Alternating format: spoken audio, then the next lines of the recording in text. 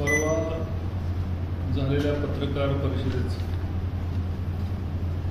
उत्तर देण्याकरता खऱ्या अर्थाने दुसरी पत्रकार परिषद बोलवण्यात आली. मला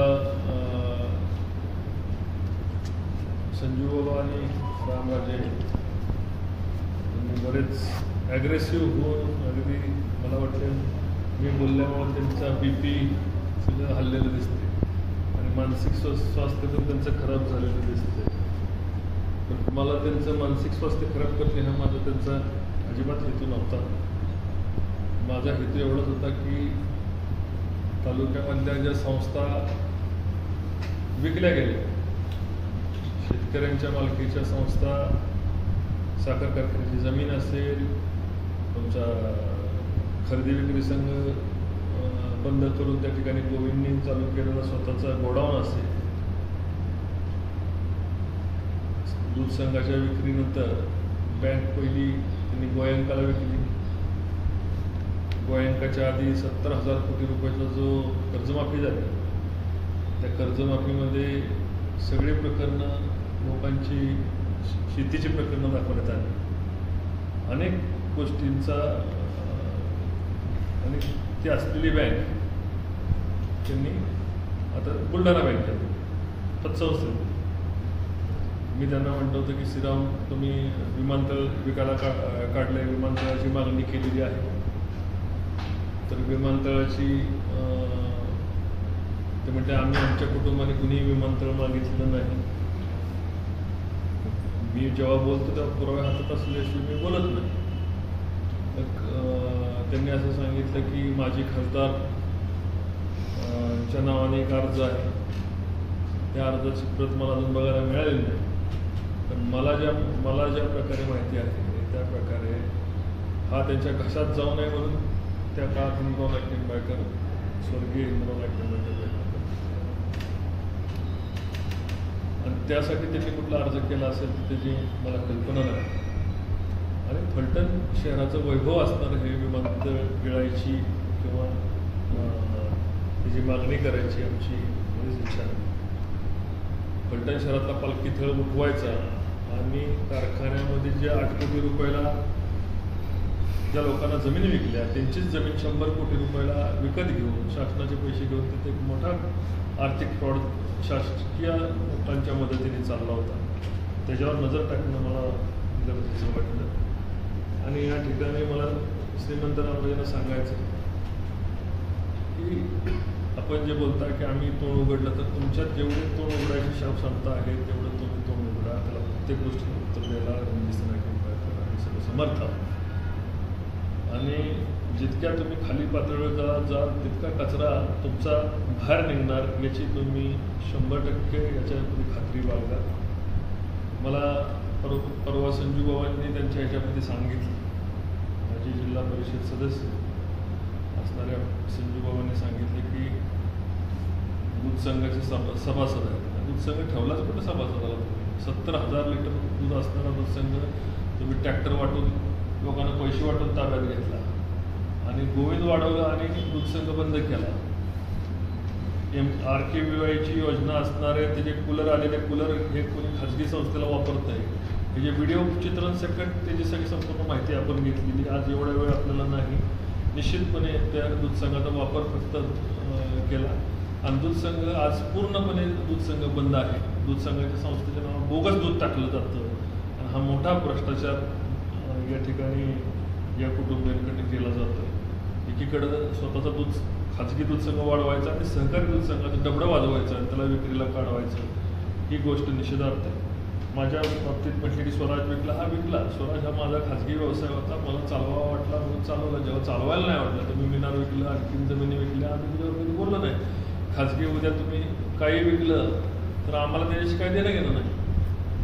त्यांनी बोलताना असं सांगितलं की फॉरेस्टच्या जागेवर पण आम्ही अतिक्रमण केलं. कुठेही फॉरेस्टच्या जागेवर अतिक्रमण असेल तर त्यांनी सांगावे, त्यांनी आमच्याविरुद्ध तक्रार दाखल करावी. पण त्याविरुद्ध जे त्या बंगल्यात राहत आहेत संजू बाबा, रामराजे, तो सरकारी रस्ता पूर्णपणे रस्ता अडवून त्याच्यावर तक्रार सचिन सूर्यवंशी बेडकेंनी दाखल केलेली आहे. त्याची कॉपी माझ्याकडे आहे. संपूर्ण सरकारी रस्त्यावर यांची घर बांधून सरकारी रस्ता अडवलेला आहे आणि त्याच्यावर यांची घरं आहेत. अतिक्रमणावर ह्यांची घरं आहे, ही गोष्ट आम्ही काय इतक्या खालच्या पातळीवर जात नाही. खालच्या पातळीवर जायची सवय यांना आहे. माझ्यावर, माझ्या कुटुंबावर, माझ्या बायकोवर जे म्हणतात ना पोलीस केसेस घालायला लावल्या, अपघात केला लावलं, तर यांनी पोलीस केसेस घालायला लावल्या. खालच्या पातळीच्या 354 सारख्या विनयभंगाच्या तक्रारी यांनी दाखल करायला लावल्या माझ्या पत्नीवर, माझ्यावर एकत्र मिळून. आणि माझं कुटुंब कसं अडचणीत जाईल, माझं आज जे काय कोर्टातले प्रकरणं चालू आहेत ते ह्यांच्या फंडिंगने चालू आहेत, फलटण तालुक्याला माहिती नाही. आणि आम्ही याच्यामध्ये काही गोष्टीचं तारतम्य ठेवलं जे व्यक्तिगत जायचं नाही, आणि त्यामुळेच मी थांबू नये. याचा अर्थ आम्ही असं नाही की आम्ही बांगड्या भरलेलं नाही. मला जमीन विक्रीच्या बाबतीत सांगायचं आहे की 2.5 कोटी रुपये 70,000 लिटर असणारा दूध संघ यांनी मोडीत काढला. मग घेतला कशाला होता? एकही संस्था यांनी कुठली काढलेली नाही. मधुजी शाळेपासून सगळ्या संस्था यांच्या आजोबांनी काढलेल्या आहेत. मला आजोबांच्याबद्दल कुठलाही द्वेष नाही. संस्था काढल्या, संस्थेच्या शिक्षकांना लॉटरीचे पैसे गोळा केले. लॉटरीचे पैसे गोळा करून ते गेले कुठं? श्रीराम सहकारी कारखाना यांनी म्हटलं आम्ही बंद पडलेला ताब्यात घेतला. बंद पाडला कोणी? बंद यांनी पाडला. राम मंदिरामध्ये मिटिंग घेऊन झोनबंदी उठवायचा निर्णय यांनी घ्यायला लावला. कोर्टात गेले आणि श्रीराम कारखान्याला ऊस द्यायचा नाही अशा ठिकठिकाणी मिटिंग घेतल्या आणि श्रीराम कारखाना यांनी बंद पाडला. श्रीराम कारखाना बंद पाडण्यासाठी रामराजेने पूर्ण ताकद खर्ची लावली. सभासदांचे हक्क काढण्यासाठी हे कोर्टात गेले आणि त्याच्यावर हनुमंतराव पवारांचा विजय झाला. तो विजय यांना बबल आला आहे. याचे फायनान्स सगळे बंद करायला सांगितले. फायनान्स बंद करून श्रीराम सहकारी कारखाना बंद पाडला. तो श्रीराम सहकारी कारखाना आज याच्यापेक्षा दुर्दैव असं आहे की श्रीराम सहकारी कारखाना एका संस्थेला चालवायला दिला, श्रीराम सहकारी जवाहर संस्था नावाच्या. आणि जवाहर त्या श्रीराम जवाहर संस्थेमध्ये 110 रुपये टनाला व्यवहार ठरला की बाबा देश 110 रुपये टनाप्रमाणे पैसे आलेत का नाही हे जर आम्हाला चेक करायचं आणि त्या संस्थेला चालवायला दिलाय का नाही हे सुद्धा आम्हाला चेक करायचं. आता ते 110 रुपये टनाने समजा 5 लाख टन गाळप झालं तर साधारण 5,50,00,000 रुपये भाडं वर्षाला श्रीराम कारखान्याला मिळायला पाहिजे होतं आणि प्लस प्रॉफिट मिळायला पाहिजे होता. तो प्रॉफिट श्रीराम सहकारी कारखान्याला मिळाला का नाही हे चेक करायला पाहिजे. आपण एखादा गाळा बांधला तर त्याचं भाडं वाढत जातं का? पत्रकार बंधूंना मला विचारायचं, तुम्ही एखादी जागा घेतली तर भाडं वाढत जातं का कमी होतं? वाढतं ना. मी तुम्हाला पुरावा देतो. या श्रीराम सहकारी कारखान्याचं जे 6 कोटी रुपयाचं भाडं होतं ते केवळ 50 लाख रुपयावर यांनी करार केलेलं आहे. म्हणजे 6 कोटी रुपये श्रीराम सहकारी कारखान्यामध्ये हे पैसे गेले कुठं? ते म्हणतात ना की स्वराज कारखाना काय करतो? स्वराज कारखाना लोकांच्या टाळूचं मड्यावरचं दोन्ही खात नाही तुमच्यासारखं. तुम्ही शेतकऱ्याच्या हक्काचे पैसे खाताय, शेतकऱ्याच्या कष्टाचे पैसे खाताय. त्याचा दुधाचा ऊसाचा दर मिळाला पाहिजे. आज आमच्या कारखान्याबद्दल तुम्हाला बोलायचा नैतिक अधिकार नाही. तुम्ही आमचे शेअर होल्डर बी नाही, आम्ही तुम्हाला कोणाला पैसेही नाही घेतले. आणि तुम्हाला काय माझी ॲफिडेविट तपासून यायची असेल तर तपासून समोर बोलवा, मग आम्ही त्याच्यावर बोलू. स्वराज कारखाना हा 3150 रुपये दर दिलेला आहे. तालुक्यातला सर्वाधिक दर दिलेला आहे. ह्यांना सर्वाधिक दर देता येत नाही कारण ह्यांचं कमिशन त्याच्यामध्ये गुंतलेलं आहे. श्रीराम सहकारी कारखान्यावर कर्ज नाही कारण जमिनी विकलेल्या आहेत. आमच्या कारखान्यावर कर्ज असून सुद्धा आम्ही त्या ठिकाणी एवढा हायएस्ट उच्चांकी दर देऊ शकतो. मग कारखान्यावर काहीतरी घाणेरडे आरोप करायचे, काटेकोटे नाते आरोप करायचे. आज देशातला सर्वात मोठा त्या ठिकाणी डिस्टिलरी प्रकल्प उभा राहिलेला आहे. त्या ठिकाणी नेहमी म्हणायचे की 13 नंबर खोली, 12 नंबर खोलीचे आरोप केले की 13 नंबर खोली लोकांना दाखवली. तिथं जाऊन कोणीही मोजा पत्रकार बनवली की तिथे 13 खोल्या तरी आहेत का? फेक नॅरेटिव्ह सेट करायचा, लोकांच्या मनामध्ये खोटं सेट करायचं की मी त्यांच्या कार्यकर्त्यावर गुन्हे दाखल केले. कुठल्या कार्यकर्त्यावर त्यांच्या गुन्हे दाखल केले? मी दाखवतो की आमच्या कुठल्या कार्यकर्त्यावर गुन्हे दाखल केले. माझ्यावर सोडा, मी 18 वर्षाचा असताना सुद्धा रामराजे त्या ठिकाणी दबाव आणून माझ्यावर पहिली केस माझ्यावर गुन्हा 18 वर्षाचा असताना दाखल केला. आज त्यांनी कसे गुन्हेगारीचं लोकांना संपवायचं, लोकांवर केसेस टाकायच्या हे जिल्ह्याला नवीन आहे. आज उदयनराजेंचे त्यांचे संबंध चांगले असतील तर उदयनराजेंना खंडणीची केस कुणी टाकली आहे उदयनराजेंना विचारा, जयकुमार गोरेंना विचारा, मला विचारा. केसेस टाकणे हा आमचा धंदा नाही, हा तुमचा धंदा आहे. आणि या धंद्याला पूर्ण उरणारा रणजितसिंह नाईक निंबाळकर आहे, एवढंच मला या ठिकाणी सांगायचं आहे. आणि माझ्या वडिलांनी वडिलांच्या बाबतीत त्यांनी इनडायरेक्ट आरोप केला की गल्ल्यातले पैसे सिरापच्या कोणी घेऊन गेले. मला सांगायचे आमचं कुटुंब सदन आहे, कुणाच्या गल्ल्यात कार्यक्रम जसे तुम्ही आता शेतकऱ्याच्या गल्ल्यातनं पैसे कमी केले, 7 कोटीचं भाडं 50 लाखावर आणलं, ते पैसे खाताय, तसे तर आम्हाला कधीच गरज पडली नाही. आणि शेतकऱ्यांच्या गल्ल्यातनं नर्गिस बाबू कुणी नाचवली हे फलटण तालुक्यातल्या जुन्या लोकांना माहिती आहे, मला त्या लेवलला जायचं नाही. त्यामुळं तुम्ही जर घसरला तर त्याच्यापेक्षाही जास्त मी घसरणार याची आपल्याला कल्पना असावी. त्याचबरोबर या ठिकाणी मी तुम्हाला ते सांगितलं की 70,000 कोटीच्या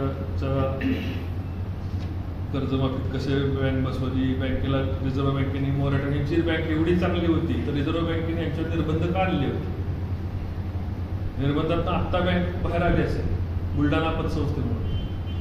ह्यांचा भ्रष्टाचारच होता ना तिथं, त्यामुळे रिझर्व्ह बँकेने मोराटोरियम लावला होता. आज ना उद्या 100% लोकांनी माहिती घ्यायला पाहिजे ह्यांच्या बँकेवर रिझर्व्ह बँकेने मोराटोरियम लावला होता का नाही, मालोजी बँकेवर मोराटोरियम लावला होता का नाही. आणि मोराटोरियम बँक भ्रष्टाचार असल्याशिवाय बँक मोराटोरियम लावत नाही. आपापल्या लोकांनी आपापले ठेवीचं त्याचं त्यांनी बघायचं, मला त्याचं काय घेणं घेणं नाही.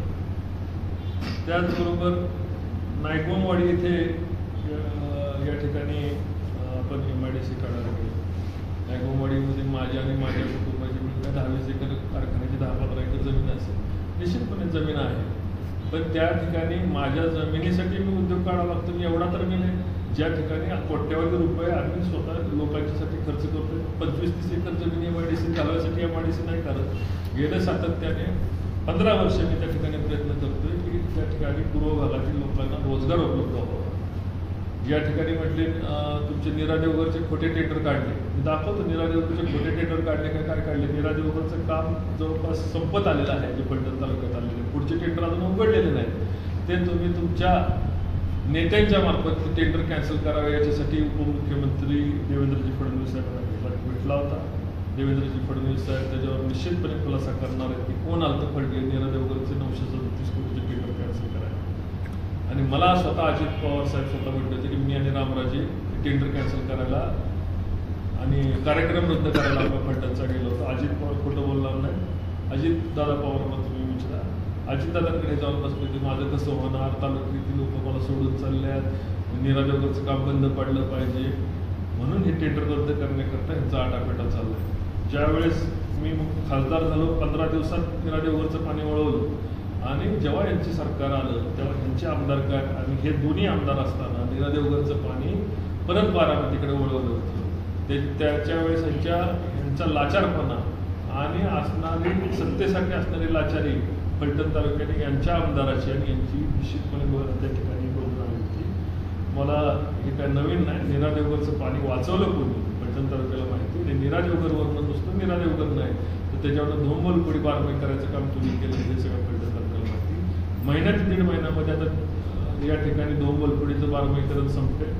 येणाऱ्या दिवाळीपर्यंत धोंबलपुडी ही बारामाही चालू झालेली असेल.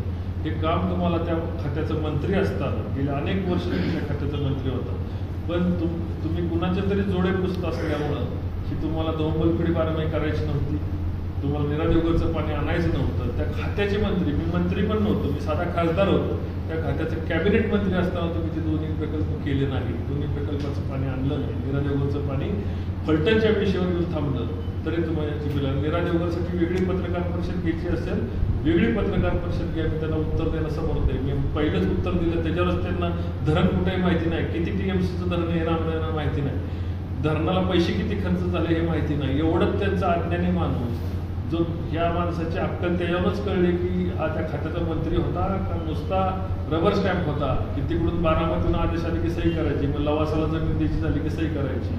कालवा जोड प्रकल्प करायचा झाला, कालवा जोड प्रकल्पाच्या नावावर मोठा भ्रष्टाचार झाला, त्याची कागदपत्र माझ्याकडे आहे. लवासाच्या नावावर जमीन झाली, त्याचं हायकोर्टात प्रकरण पडले, सुप्रीम कोर्टात त्याचं आता त्याच्यावर चालू आहे आणि सुप्रीम कोर्टाने यांना दोषी मानले. पण वेळेचा वेळ त्याला दाखल करण्यासाठी जास्त गेल्यामुळं त्यांना त्यातून मुक्त करण्यात आले. ते प्रकरण सुप्रीम कोर्टात आहे. रणजित निंबाळकरला अज्ञान समजू नका, सगळ्या गोष्टीचं त्याची कल्पना आहे. या ठिकाणी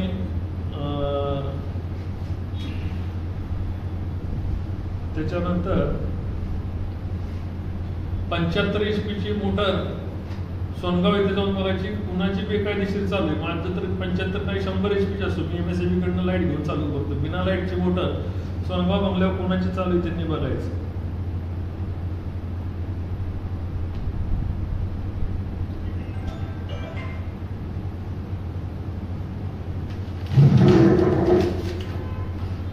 आज स्वराज कारखान्याच्या माध्यमातून तालुक्यामध्ये सर्वात उच्चांकी दर जवळपास डायरेक्ट इनडायरेक्ट 5000 लोकांना त्या ठिकाणी आज स्वराज कारखान्यामुळे रोजगार मिळाला आहे. रस्ते झाले, त्या ठिकाणी बंधारे झाले, त्या गावाची शोभा वाढली, शाळा झाल्या आणि आज तालुक्यामध्ये उच्चांकी दर नाही. यांचा दर किती होता? 800 रुपयाच्या पुढे दर जात नव्हता. स्वराज कारखाना आला त्यापासूनच तालुक्यामध्ये दराची स्पर्धा वाढली आणि जसं 13 नंबरची खोली, खोट्या केसेस, असे खोटं नॅरेटिव्ह कारखान्याच्या बद्दल पण पसरवलं की कारखाना बंद पडणार, डेअरी चालू केली तेव्हा डेअरीचे पैसे देणार, डेअरी यशस्वीपणे चालवली, 20 वर्ष चालवली, लोकांचा रुपये ठेवलेला आहे. साखर कारखाना चालवला, सर्वाधिक लोक कारखाना लोकांचे पैसे देतो. आज स्टाफला मेडिकल इन्शुरन्स पासून कुटुंबाच्या सगळ्या स्टाफची काळजी आम्ही घेतो. त्याचबरोबर हार्वेस्टिंग, ट्रान्सपोर्ट असो किंवा अन्य असो, या सगळ्या गोष्टी वेळेच्या आत देणारा हा स्वराज कारखाना आहे. त्याचबरोबर तुम्ही सांगितलं की दालवडी या ठिकाणी किंवा स्वराज कारखान्यामुळे गावं बाधित झाली. त्याच गावामधनं मला सर्वाधिक मताधिक्य मिळालं. माझ्यामुळे खराब झालं असतं ते मिळालं असतं. या उलट गोविंदेरी, कत्तलखाना आणि यांचा श्रीराम सहकारी कारखाना आज नदीसारखं घाण पाणी चालू आहे. मी तुम्हाला सगळ्यांना व्हिडिओ दाखवतो. हे कालचं शूटिंग आहे, उद्याचं नाही. तुम्ही आता जाऊन सुद्धा जाऊन बघा.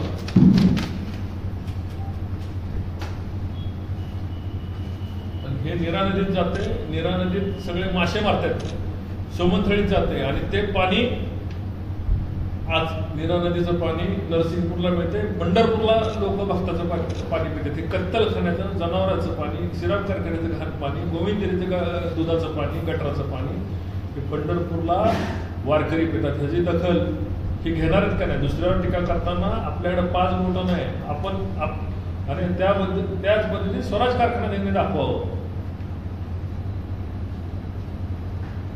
हे सगळं गोविंदेरीचं पाणी निघते. गोविंदेरी मागे थोडं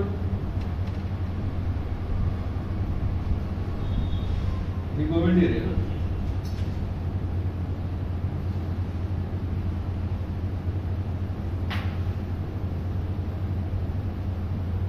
ही वडा गोविंदेरी शेजारचं. पाईपलाईन जमिनी खालून आणली, पोटात कुठं पाईपलाईन आणली तिथे सुद्धा फोटो काढले. आणि हे वडा बॅग फुगलेली आहे, त्याची प्रचंड घाण आहे, मला खाली गेल्यावर लक्षात येईल. आणि हे गोविंदेरीमुळं पाणी घाण होतंय श्रीराम कारखान्यामुळे. मी नाही म्हटलं, शरद पवारांनी आधी सांगितले, त्याचं सुद्धा शरद पवार साहेबांचं उत्तर आहे या ठिकाणी. हे सगळं दूषित पाणी संपूर्ण सोमनथळी, आलगुडवाडी, धुळदेव याच्या जमिनी खराब झाल्यात, लोकांना कॅन्सर होतोय. त्या कॅन्सरचा जबाबदार कोण आहे? हे व्हिडिओ चित्र तुम्ही तुमच्या माध्यमातून त्यांना दाखवा, म्हणजे त्यांची डोळे उघडतील. हे श्रीराम साखर कारखाना लागला, हे श्रीराम साखर कारखान्याच्या डिस्टिलच्या टाक्या ह्याच्यावर कधी पत्रकार बोलणार आहेत का नाही? माझ्या बातम्यात फोन करून दाबायला होता की दाबल्या सगळ्यांनी. पत्रकार विचारतात, मला जसं विचारत आहे मी मोकळेपणाने सांगितलं काय पाहिजे ते विचारा.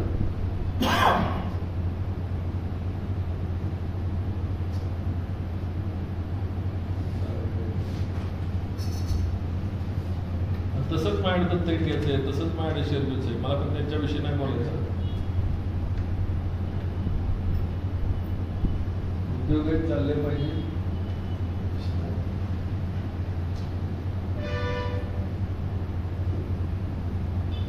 अगदी ह्याच्यापर्यंत आहे, नीरा नदीपर्यंत आहे, हेलिकॉप्टर शूट आहे.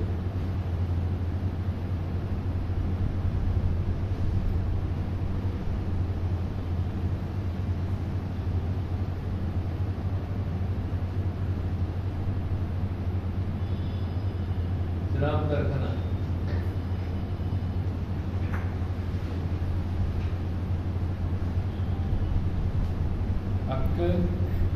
सगळ्या लोकांच्या घरावर आकृती काजळी असते.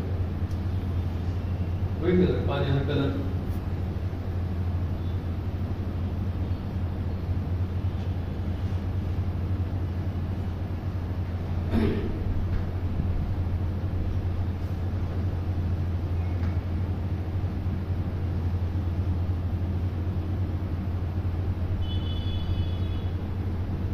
कोपऱ्यात गोविंद चला पुढं जा आपल्याकडे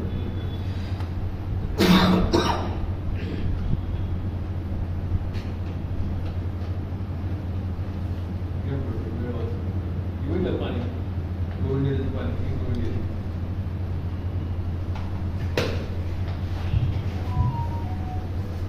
पुढे जा. लोकांच्या मध्ये कुठले नॅरेटिव्ह तयार पडत हे पाणी काय आहे? दूध आहे, दूध अमृत आहे. चला डेअरीमध्ये 20 वर्ष मी काम केले.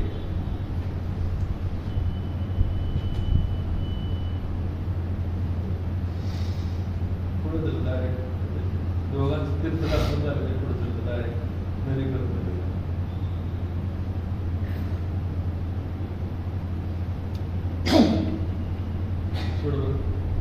किती सेकंड झाले?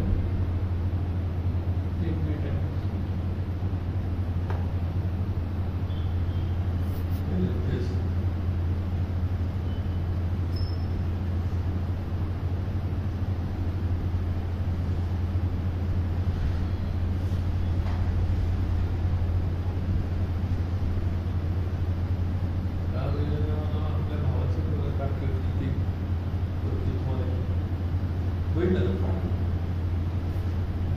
कशी लोक पाणी पितात खालच्या आसूपासून सगळा भाग तो खालचा कांबळेश्वरपासून ते पाणी पितात.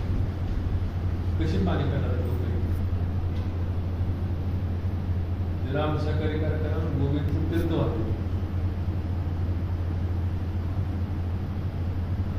ते नदीत सोडलं जाते.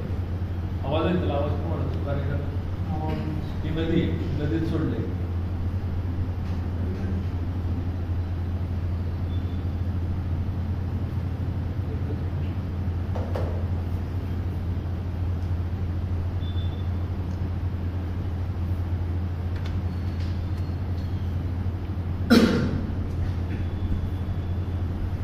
त्याच्यावर सांगवी गावाच्या लोकांनी आंदोलन केलं. मी नव्हतं केलं. नदी आहे, या नदीचे पाणी सोडलं जातं. त्या टीव्हीने सर्वे केलं जातं.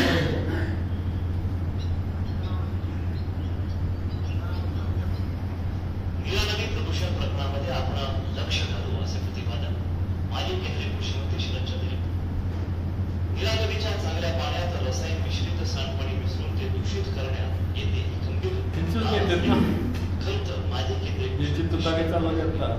गंभीर बाब आहे. यामध्ये वैयक्तिक आपण लक्ष मुख्यमंत्र्यांना लक्ष घालण्याची विनंती करू अशी आश्वासन फेब्रुवारी रोजी बारामती पेट्रोल मार्गावर रस्ता रोको आंदोलन करण्यात आलं. शेतकरी ग्रामस्थ ठाम होते. शरद पवार साहेब सकाळी बारामतीतून पेट्रोलकडे जात असताना सांगलीतील ग्रामस्थ व शेतकऱ्यांनी नीरा नदीच्या पुलावर थांबण्याची विनंती तसंच पाणी प्रदूषणाबाबत सांगली ग्रामपंचायतीच्या वतीनं निवेदन देत होतं. शिरोली बंधाऱ्यात पैठण तालुक्यातील श्रीराम सहकारी साखर कारखान्याच्या खाजगी दूध प्रकल्पातील पैठण शहरातील सांडपाणी आणि गद्दल खाण्यातील रसायन मिश्रित सांडपाणी नीरा नदीच्या चांगल्या पाण्यात मिसळून प्रदूषण झाल्याचे वृत्तांत आणि लेखी अर्जात वाचले. खासदार पवार म्हणाले, प्रदूषण ही गंभीर बाब आहे. या प्रकरणाबाबत मी मुख्यमंत्री देवेंद्र फडणवीस यांना सांगून संबंधित प्रकल्पावर कडक कारवाई करून बंधाऱ्यातील दूषित पाणी सोडून घेऊन पुन्हा चांगल्या पाण्याने ते भरून घेण्याची विनंती करणार असल्याचे त्यांनी सांगितले.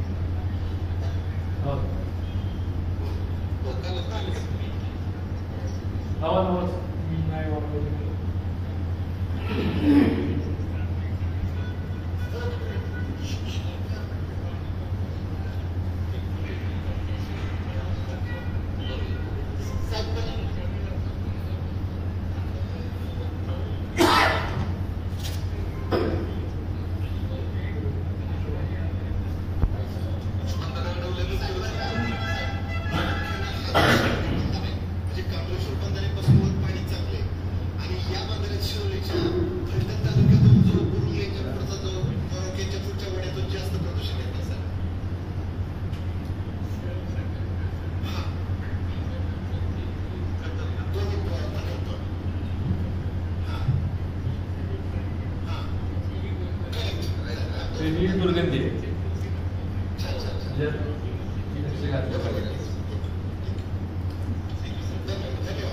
याच्यामध्ये आवाज clear आहे.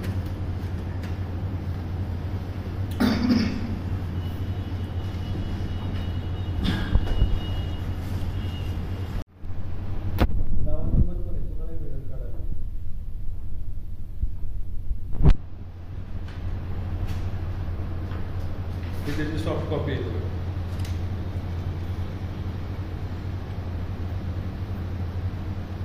ताकीद द्यायचं, महाराष्ट्र एअरपोर्ट कंपनीला ताकीद द्या म्हणून त्यांनी सांगितलं होतं. त्याची ताकीदीची मागणी आहे, ही जागा आम्हाला पाहिजे.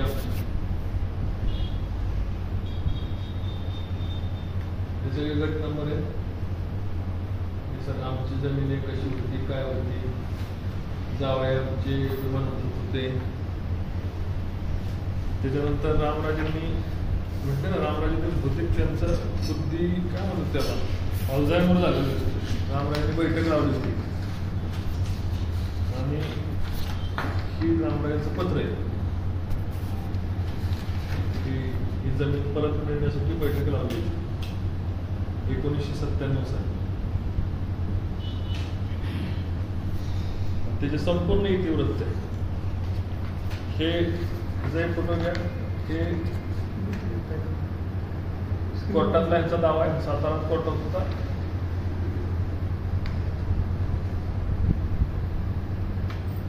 त्यामुळं फलटणचं विमानतळ मागितलं नाही असं आम्ही आमच्या कुटुंबाने कधी मागितलं नाही असं म्हणणं, जसं ते नेहमी खोटं बोलतात तसं तुमच्यासमोर खोटं बोलून गेले.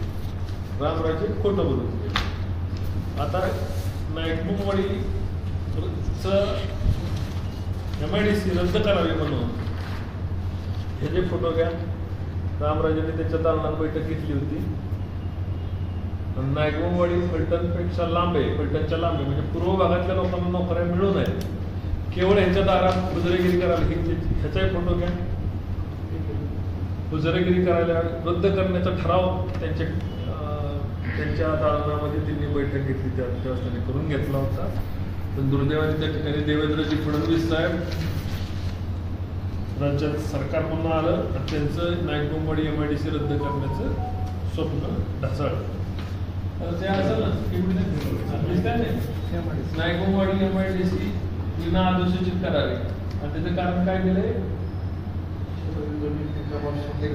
विना अधिसूचित करावी. कुणी घेतली मीटिंग? काय खाली उपरोक्त विषयात महाराष्ट्र 5 ऑगस्ट 2020 रोजी बैठक घेतली. तिथे इतिवृत्त आहे, त्याचाही फोटो आहे आणि दाखवा.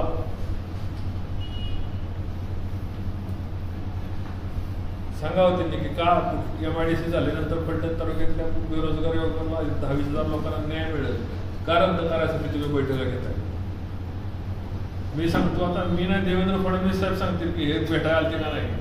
हे 937 कोटी रुपयाचं पुढचं झालेलं फलटण तालुक्याचं टेंडर रद्द करावं म्हणून हे दोन्ही भाऊ अजितदादांना घेऊन गेले होते. हे अजितदादांनी मला सांगितलं, मला देवेंद्रजींनी नाही सांगितलं.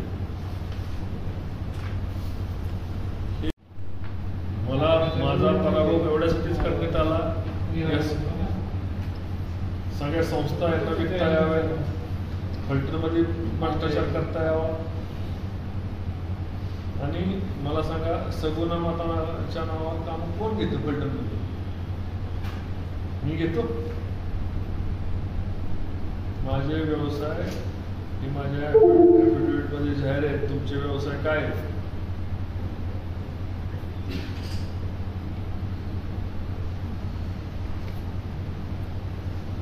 साखरवाडीच्या कारखान्याबद्दल एक आरोप केला गेला की जेव्हा प्रल्हाद साळुंखे पाटलांनी कारखाना घेतलेला तेव्हा त्याची किंमत काय होती, नंतर कमी किंमत करून कारखाना घेतला, असं जे नेहमी हे केलं जातं. मुळात आता त्याचं उत्तर प्रल्हाद साळुंखे पाटील स्वतः पत्रकार परिषदेमध्ये घेतील. पण त्या कारखान्यामध्ये प्रल्हाद साळुंखे पाटील कारखाना घेतलाच नव्हता कधी.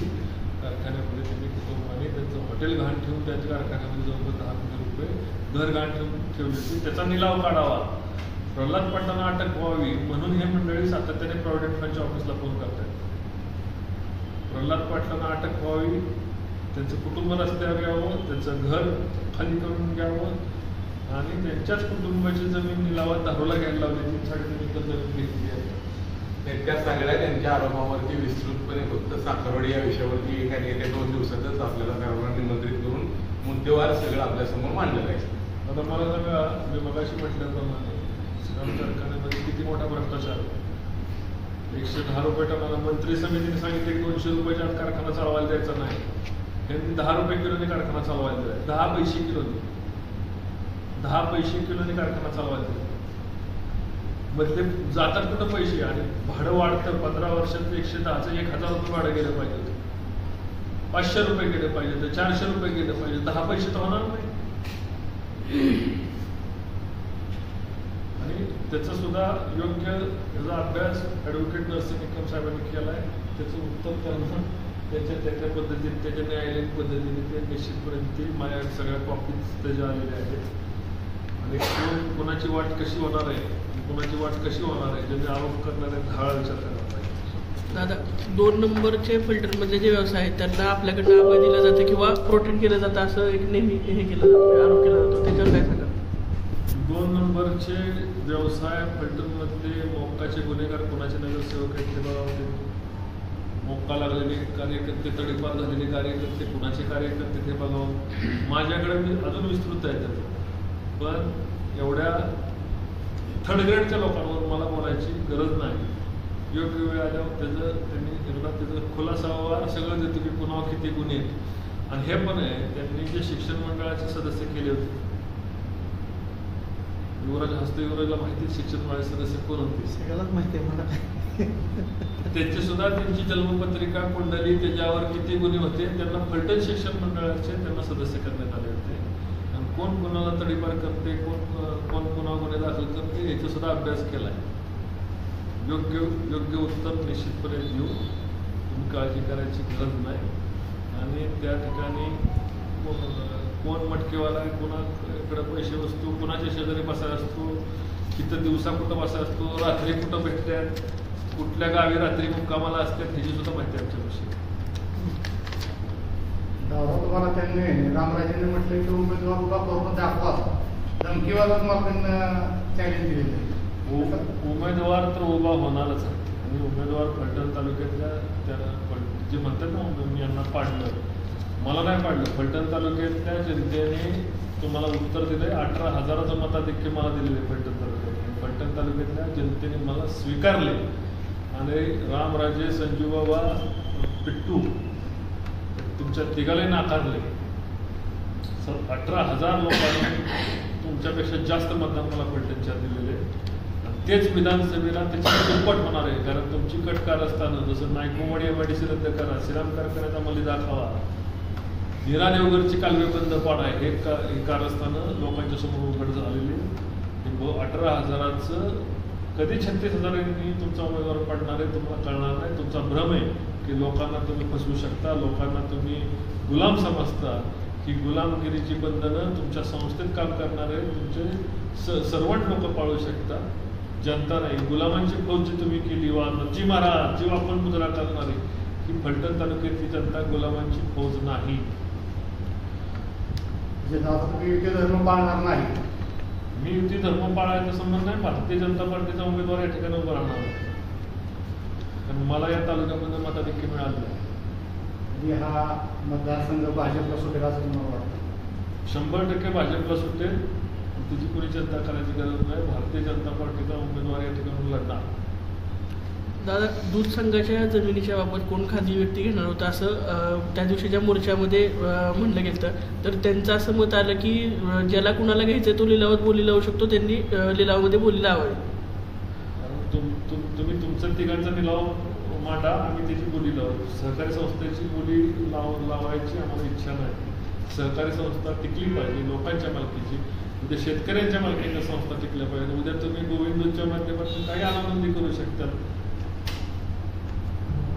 कारखान्याचा 15 वर्षाचा एवढा मोठा घोटाळा आहे. पहिल्या 15 वर्षात कारखाना दिलेला चालवला. आपण म्हणतो ED, CBI, हे प्रकरण EDकडे गेलं, ED सुद्धा वेडी होईल. ED सुद्धा वेडी होईल हे प्रकरण बघून. एवढा मोठा प्रचंड घोटाळा बेमालूमपणे केलेला आहे. तो काय आहे, कसा आहे, त्या सगळ्या फॉर्मॅलिटीज आम्ही पूर्ण करून तुमच्यासमोर येणार.